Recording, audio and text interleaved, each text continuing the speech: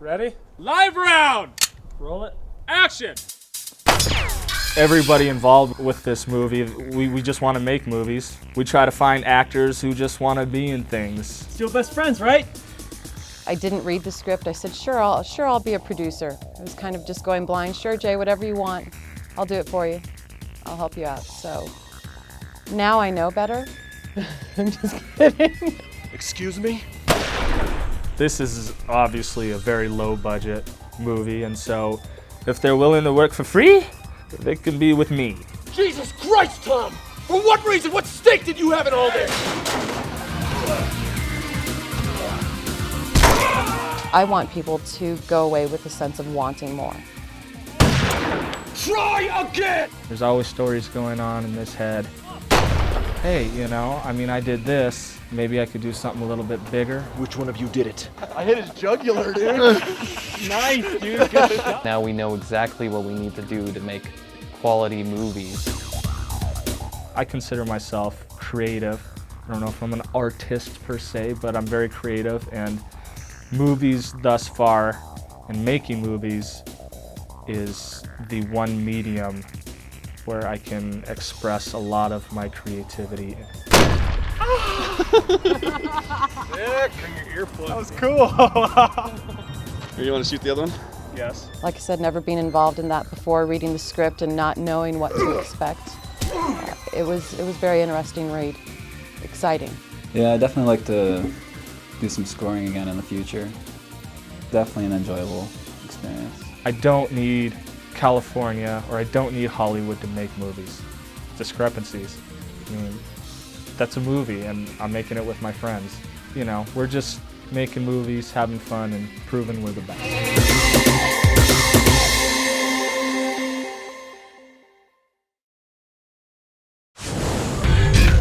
It was just an idea that came to me.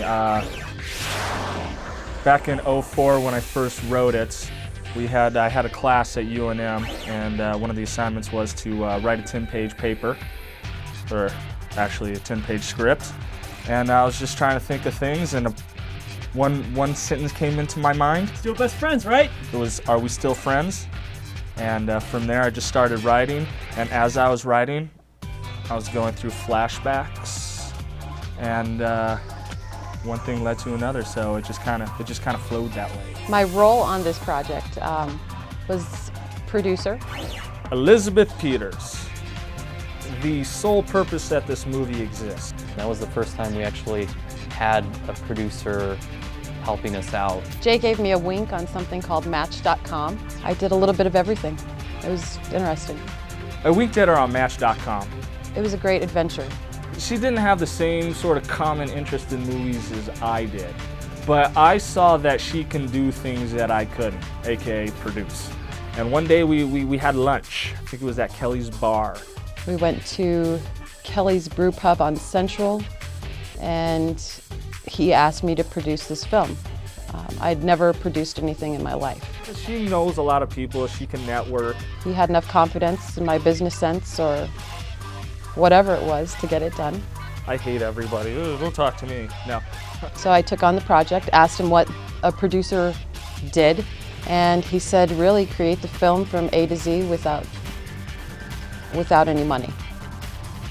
She just knows how to talk to people and get things done. She's not afraid to call people on the phone. I know a lot of people whenever I go out. She seemed to have everything nailed down. She was very confident in what she wanted to do. She was there to kind of make sure that JT got what he needed to make this movie happen. That day I said, well, I need this place, this place, this place. She was already calling places that we can shoot at. So I think just my dynamic personality really helped.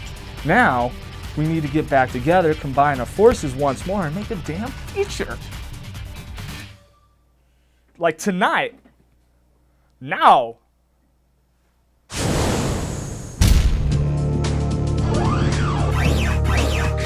I would love to tell you what Discrepancies is about. It's about two friends who come to a crossroad in their path of their friendship, I guess.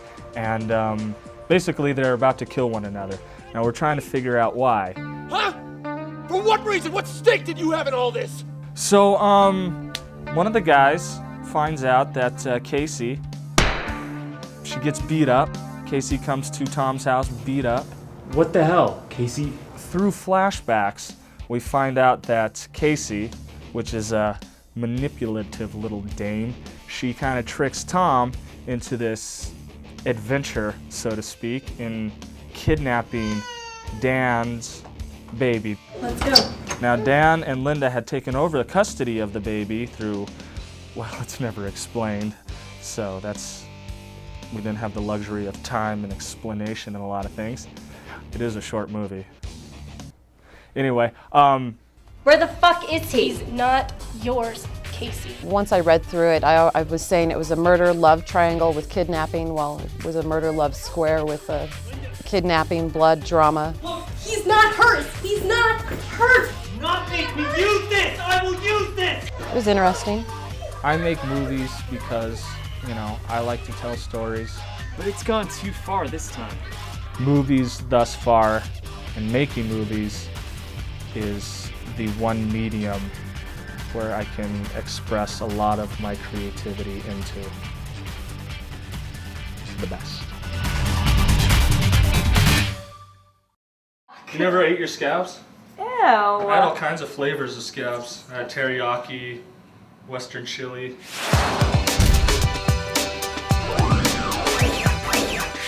Honestly, I think the best thing I got out of this was friendship with the entire cast and crew. That is the new prop here. They are wonderful, wonderful people, and I will take this with me forever. They've given me a good lesson in this. Oh, the crew, man. The crew of Discrepancies is badass. You need people who are just willing to help you. Second, food. It's surprising what little Crispix or Rice Krispie treats will do to like a person's willingness to help you out. Rice Krispie treats, I'll be there. You know? Feed them food, you know, get some Cokes, get some, and we had a lot of beer that day too, especially at the poker scene. So if you have like beer in the scene, that's another trick, just because everybody will want to be in the movie if they get to drink beer and play poker all day. Oh, I'll do that. I don't have to do anything except sit here and drink.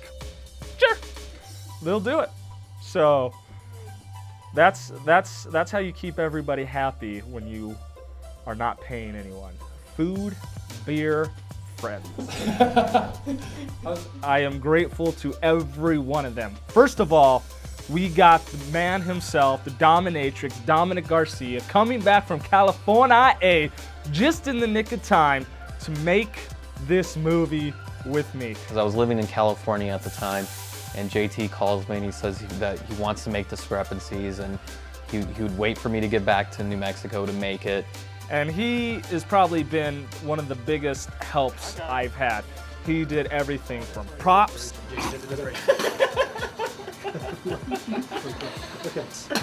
to makeup, to camera, to behind the scenes footage, to lending me all his equipment to edit the movie. All right. Okay, let's do this again. It was a great experience. I think making this movie was a lot of fun. Damn it, it was so there, I was on it. I got to do something. It was a long time since I worked with my friends on this, so it was good to it was a reunite kind of thing where we all got together and made this movie together, and we had a lot of fun doing it. So it was a really good experience had by all, I think. And he's really done a lot for me, and it's just great to have him back because he's been living in California for like 2.5 years, and it's nice to have him back because now let's make some damn movies, you know? Right? Yep. That was the one, right? That was it. That was the take. Oh, too bad we're not done. How you doing, Colin? Glad I got that sunscreen a while ago. I know I'm already a little red. But And of course, we have Cohen. When him and I get in a group, I mean, Cohen's a writer. He grew up with playwriting and script writing and all that. But I can count on him to like grab a camera and get me great shots. He can do it. I did a couple of different jobs. I did a lot of the camera work. I was also known as the gun wrangler for a couple of the shoots. But mostly just camera work and stuff like that. Bottom line is Cohen can do, and you know, and he'll suggest something. I'll go, do it, man, do it. Did you get a good shot of him coming over here? Well, I got a good shot of her. Okay. That's pretty tight in my face. Okay. I mean, sometimes Cohen and I we'll butt heads. That's just us. But at the end of the day, you know, him and I just somehow sync when we're shooting. We just sync and make it happen. Badass. Okay, we're rolling. Rolling. Wait a minute. You have a visitor. Go. Hey, what's going on? Straight on, bro. Yeah. You gotta do me a favor, man. Maybe after 10, so you have to shut the window and keep it down. Okay. Okay? Or leave Is your the window. light- is the light on? No, it's not that. It's just you guys are getting a little loud at times, so that goes. Sounds good. Okay, thank you. Okay. Rolling. Then of course there's Alex, who's always the comical relief on a set, if you will. Okay, Alex, you'll lead with a shot. You can tell that Alex has worked on movie sets before. I mean, you could count on him just to say, I don't know, he's just hilarious. Alex kept everybody in good spirits Alex made me giggle quite a bit. by sucking him hookah water. It was quite funny. He kept sucking up and spitting it out a little too much. It was kind of gross, and I think he was had a little headache by the time he was done smoking that. So I mean, if something's going wrong, he's gonna bring it up, and everybody's gonna have a good chuckle and laugh. Fine. So what now? And he contributed a lot to this movie too, be it technical, you know, letting us borrow his cameras or basically lights or anything that we needed that he has. Yeah, man, here, take it. So he's just a good cat to have, you know, shooting behind the scenes as well. He gets some great behind the scenes shots, so. Except for shooting a porno. You can't really do anything without the Duvernay, without Brian Duve. He's got to be there because everybody likes having him around. You know, he's such a nice guy, and he's more than willing to help with whatever. You know what's funny? Like JT always I don't calls remember. Cohen I'll have Colette. to listen to it again. So it's weird when there's two Colettes I'll fight. because you don't know which one he's talking about. I mean, whether it's just being an extra in a bar, he'll sit there, act surprised, huh? The Duvernay will do it. Or if you want, or you can just throw him a boom mic and say, can you boom this scene for us, you know? Yeah, I'll boom. Great guy. I mean, I was even taking up his whole damn living room to edit this movie on. How's some music scoring going, Brian? You stole all my equipment, so not very well. I mean, there was computer equipment everywhere. You know, you can't sit on the couch because I'm there. Can't use the coffee table because, like, there's a TV, a camera, a monitor, and a million other things. So, you know, he just goes up into his room and fills up the hot tub, gets in, says, "The hell with those assholes, I'm chilling." I don't know what he does. It's the Duvernay. Who knows what he does?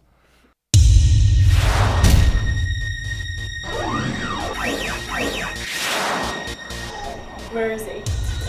Where the fuck is he? He's not yours, Casey. I left a lot of that decision making and choosing the cast up to JT. And every once in a while, I'd run into Steve Pinzoni at the bar. Hey, we gotta make a movie again. Yeah, let's make a movie. He introduced me to Aaron Work. You know, that was the first time. And hey, let's all make a movie. Sure. We actually got to a point where I was like, okay, I have the script. I want you two guys to be in it. Let's do it. In my opinion, you know, Dan will probably be more cool, calm, collective. Well, you know, you're always trying to be that, but we sat down, we did a reading. That was back in March of '06, and we barely shot it in October of '06. So that's how long it took to get this movie off the ground. Fuck Casey! She is not getting away with Harley's money or my child, and believe me, she had no intention of sharing either of them with you. I love when we get sexy takes. And I went through a hell of a lot of trouble to make sure it came into the arms of my wife and I. Aaron Work is quite the badass in the profession of the acting world. Huh? For what reason? What stake did you have in all this? He's just such a natural actor. He doesn't really have to even go out there and try. He could just do it. He just has that talent and that skill as an actor to just go out there and own the part. Try again! Oh, fuck! I'm running out of patience! It was her, okay? It's Casey! Holly never spoke to us about anybody. It was her. She paid us off. Did she say where she was going? Oh, my God! Did she say where she was going? Oh, fuck, downtown somewhere. He was really eager just to go out there and have a good time and portray a really badass character. He fit to a T. He fit to a T. And I think he did it very well. Aaron Work plays Dan, who, for all intents and purposes, I suppose is a hitman sort of character. He works for Harley, and he's been sent on a mission to track down his best friend, who he is under the impression stole some money. Him and Casey stole some money from Harley, so he's out to get the money back and basically dispose of him if he has to. He has the look, and not only does he have the look to play a character such as Dan, you know, he has the attitude behind it. So when you have somebody who has the attitude play this character, it all falls in place. Cut. Rolling. Just waiting for the train to pass by so we can start rolling. That was crazy.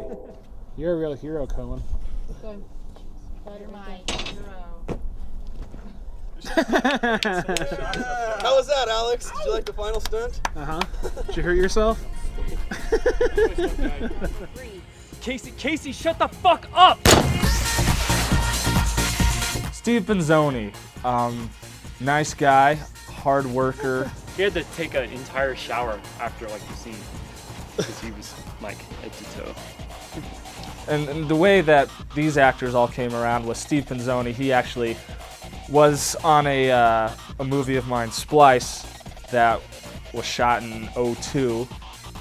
He's always out there, you know, just giving it his all. I mean, he'll do what you want him to do, and he'll give his own input, and he, you know, he's not shy to ask questions and take direction, but at the same time, he always steps up and puts a lot of his personality into the character and what he's doing, and, you know, he's got his eye on the ball. And So what now?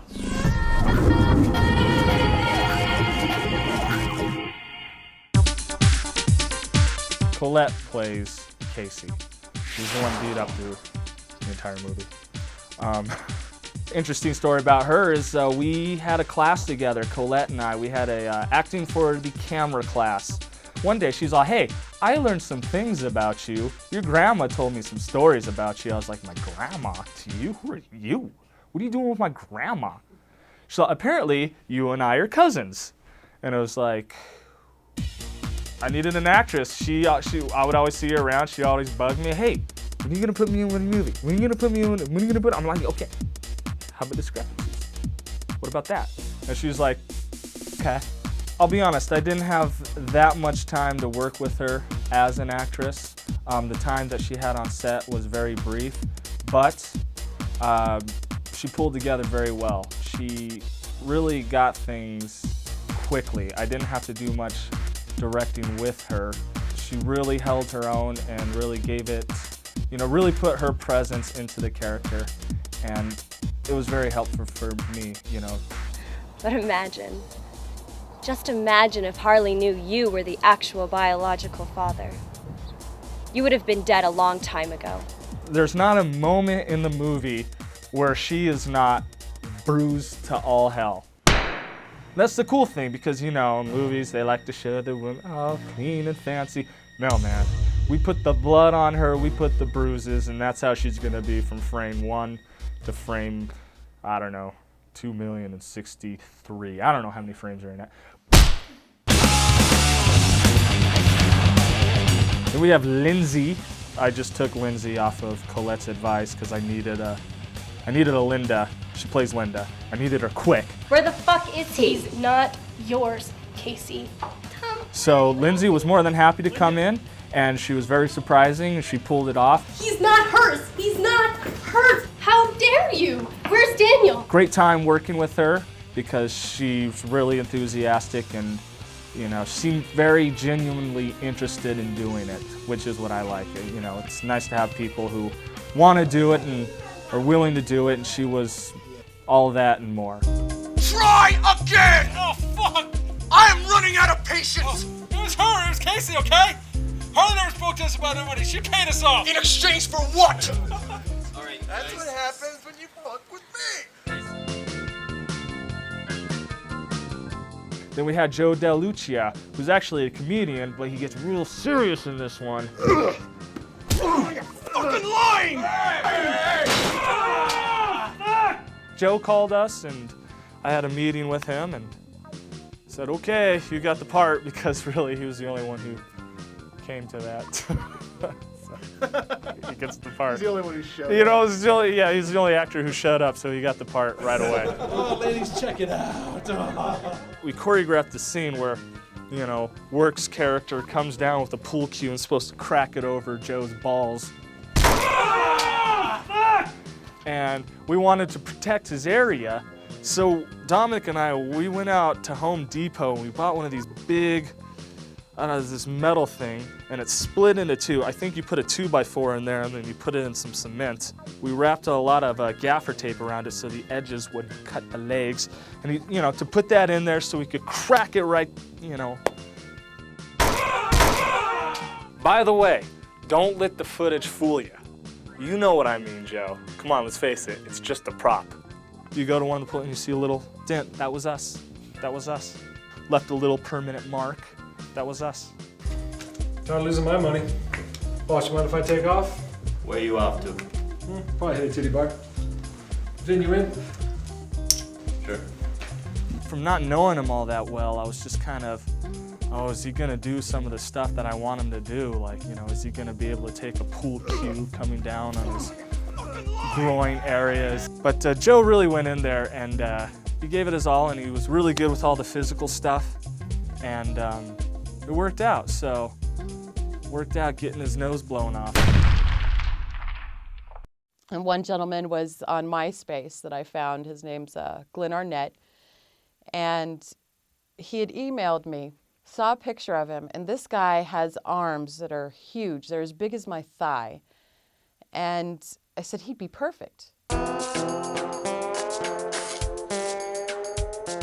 Rolling, action.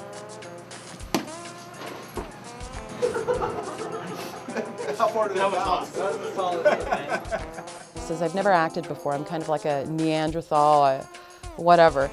And let me tell you, he was great. There's one particular scene that we have when we're in the bar and he's screaming, roar! I mean, it was so perfect. He knocked over a trash can. He knocked over a computer tape printer for the bar. We're looking at like at least $3,000 if it would have broke. Thank God it didn't. But it was perfect for the shoot. It was perfect for that particular scene, and he did quite well.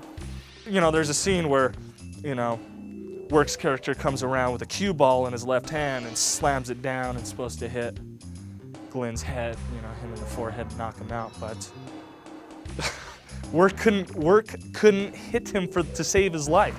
Action. Ow. Where is it? Action. Fuck. He kept missing and missing. I think he did it once, but it didn't look right.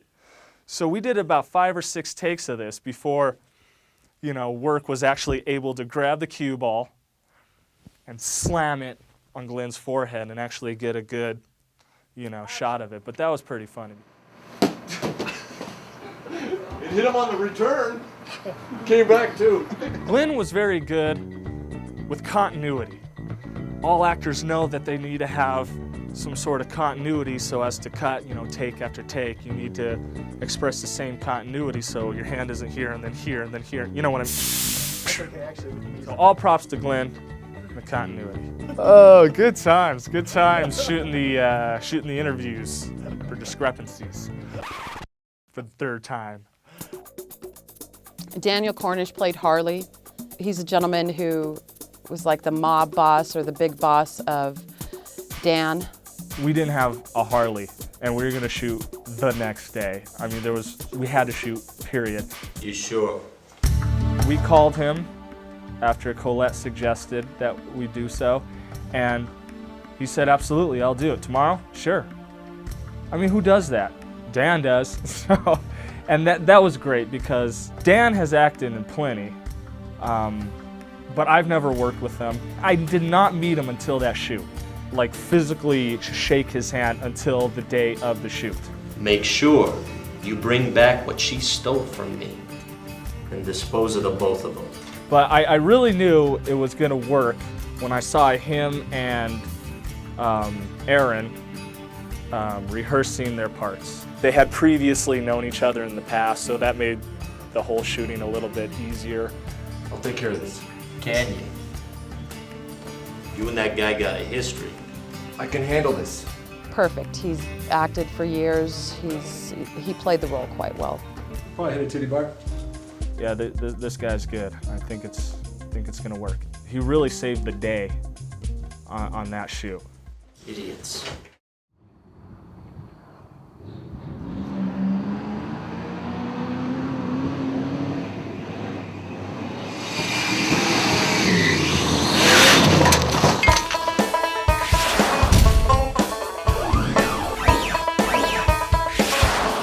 This is basically why I like making movies, because anything can happen. Well, next thing I know, this guy comes out of the house. The weirdest people out of the woodwork. Grubby looking. All of a sudden we get this redneck guy. He was very bizarre. For whatever reason says he can hop the embankment. He says, I have a Hemi in this. So this male testosterone that he has with his hoopty truck. So we shoot it. Why not? Why not? I mean, if this jackass wants to do it, then we're gonna shoot it, and everybody wants to be in the movies. Let's be honest. How did it look though? It was good until I got you in the shot. He says, can I do it again? So we let him do it again. Do we have a clip of that?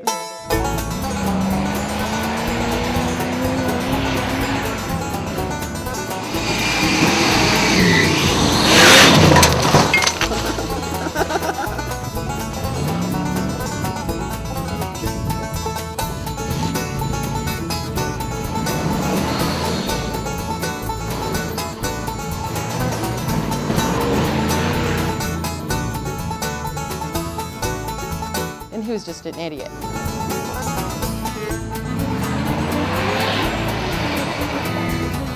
And hopefully we can use that in some way, but it was interesting.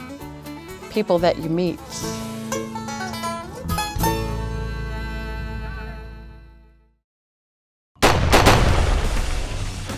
I hit his jugular, dude. As a producer, to make things work, if you have glitches, you always have a plan B. The challenges on the sets, I think they were very minimal. The first shoot we had was the bar scene at the Joker's Pub. That was a pretty stressful shoot. The biggest challenge there was time. That shoot was mainly just painful because of the fact that no one had to sleep. The morning after. You hungover. Oh, y'all are. We did a little drinking last night.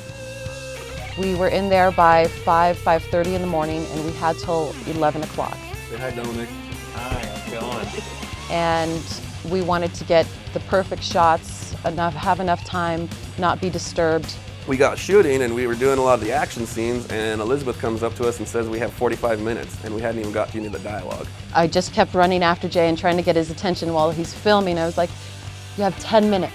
You have 10 minutes to get this done. And he was panicking, and we're trying to get the best shots, but it turned out well there. Oh, you're fucking lying! Hey, man! We gotta get an angle somewhere where we get that trash can in. This is a $500 movie, and it almost skyrocketed to like a $4,500 movie. Let me explain. There was a scene at Joker's Pub, our first day of shooting, where Glenn comes out around the corner and he's supposed to kick a trash can as he's trying to wrap the pool cue over Dan's throat and choke him. Just the trash can. Well, on one take, he comes out, he rips around, and he knocks this counter over with one of those Micros registers. I know we have a clip of this. When you see the thing fall, it goes everywhere, and it's hanging by wires. Action. Like a fucking wire! Cut. Not supposed to break things. And everybody was just like, and I was like, cut. And I wasn't the same that morning for the rest of the time. I was like I was all very careful and cautious, like, all right, come down with the pool cue. Don't hit him that hard, I don't want to, because you get all freaked out because this isn't your stuff that you're using. You're using other people's stuff, and like, thankfully there was nothing wrong with the register, thank God. But still, could you imagine if we messed that up? I mean, anyway, that sucked. And I wasn't the same that morning until we got the hell out of there, and then I was able to breathe again. Everybody basically was a good sport as far as the actors. They were all good sports because everybody was doing this literally for free. Excuse me? I think I'm a fun guy to work with. I mean, I'm very go with the flow. So when I yell action, just wait a couple of seconds. Okay. Yeah, boom, boom, boom, boom. Couple seconds later, this will go on. I'll give you yours, you give me mine. That's how it is. It's a very laid back. We all like to have fun and laugh. I can't hear a damn thing. You guys are gonna have fun with those. Yeah. But, I can see the sun is going down too, so let's hurry up, So, kind of director I am. I like to get very involved in the whole process. So I like to spend time with the actors, talk to them with whatever they need, and at the same time, I'm giving my time to everybody else. Cohen, who's on camera, or Dominic. My family said I would be good at something like this because they say I'm bossy. And I am. I like to be the boss of you if I can be. They said I would be good at something like this. They said it's been in me for years. They said they think that I could do this for a career. We'll see what happens. It's fun. It's just a lesson, and we'll see where it goes.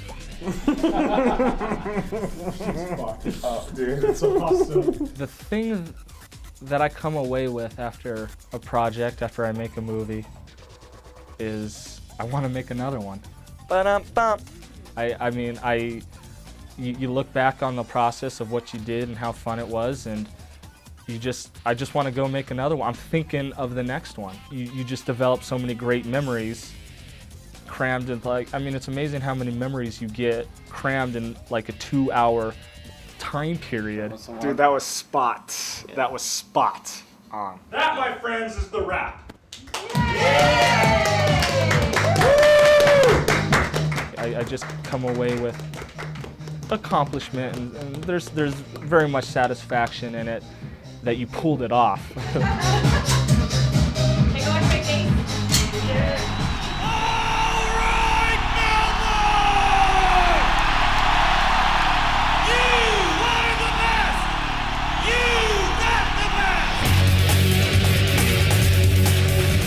So, we've had a chance to play Discrepancies at a venue here and there and show it off to a lot of people, the finished product.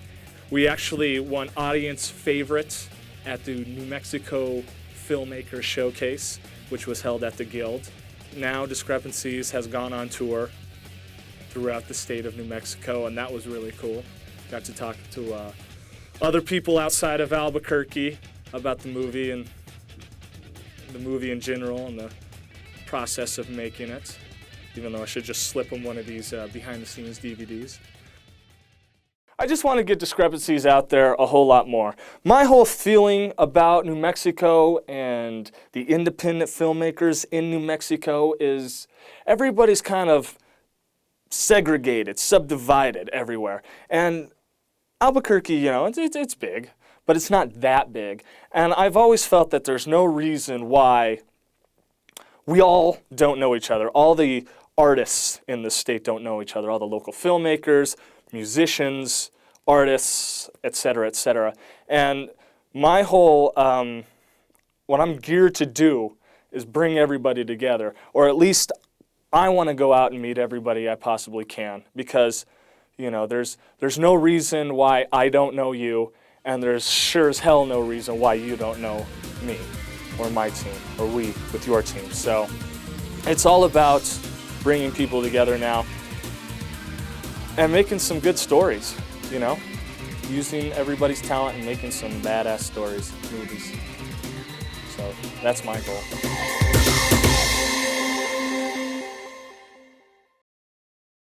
Oh, and by the way, for anybody who thought that this was my editing bay, my editing station, this is just cardboard. I can push it over and I'll fall back. It's big poster board. I don't edit with one larger monitor and then one smaller one. They gotta be the same size. And a Canon, I don't use a Canon to shoot, okay?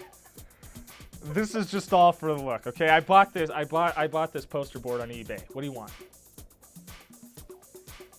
And that you can record. It's hard to think when all this shit's going on here. 51 minutes of footage of this interview, and you haven't even interviewed Elizabeth yet, so I'm just kind of curious what's going to happen when you interview her. My name's Elizabeth Peters. All right, strike it. That's We're good. done. That was it. That's it. All right. Cool. Nice. Nice. Thanks for coming down. Nice. Okay. Hi, I'm Elizabeth. All right, strike it. We're done here. But don't you? No, I'll cut it in. I'll pepper it in there. Don't worry. But the red light wasn't even on. I'll record you walking out. Yeah. Oh, are we doing this now? I didn't know that. So, no. I'm not ready. I could do this better. Discrepancy is the story of two friends. Gosh, I suck at this. Hold on. Discrepancies is what? And it's fun. As you know, of course, that whole bar scene. I think we got footage of that. Fucking liar!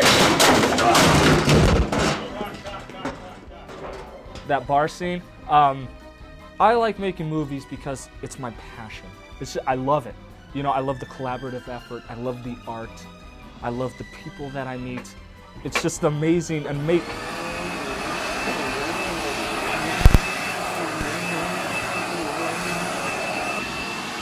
thought we had time. Time.